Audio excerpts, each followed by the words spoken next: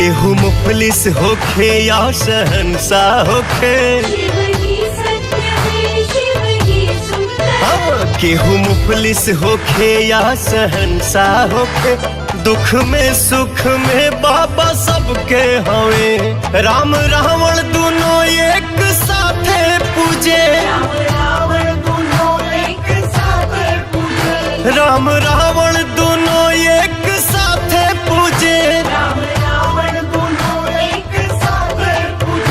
भोले दानी तो ज्ञानी गजब के हवे।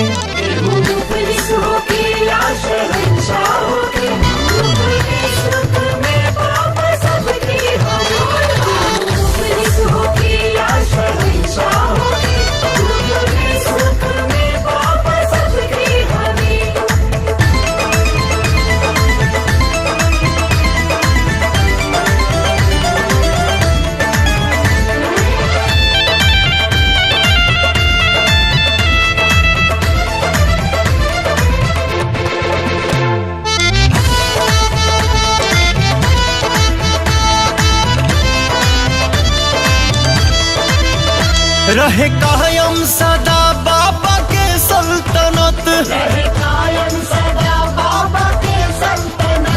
कोटि कोटि करे लोग शिव के व्रत,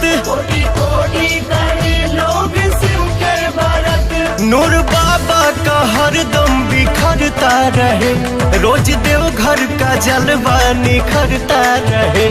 केहू के ना ना केहू के ना पता, केहू के ना पता बाबा कब के हवे।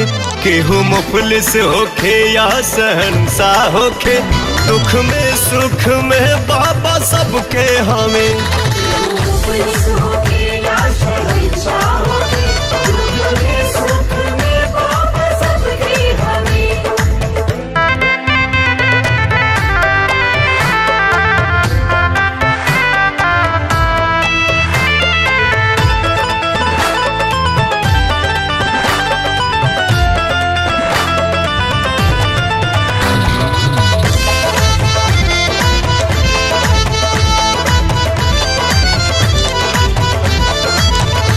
जे पे नजरे इनायत का कर दे करम,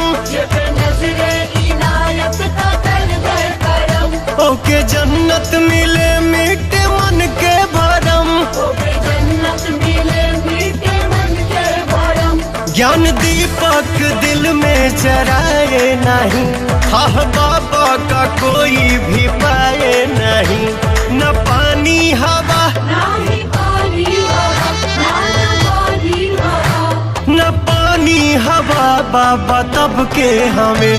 केहू मुफलिस होखे या शहंशाह होखे, दुख में सुख में बाबा सबके हमें।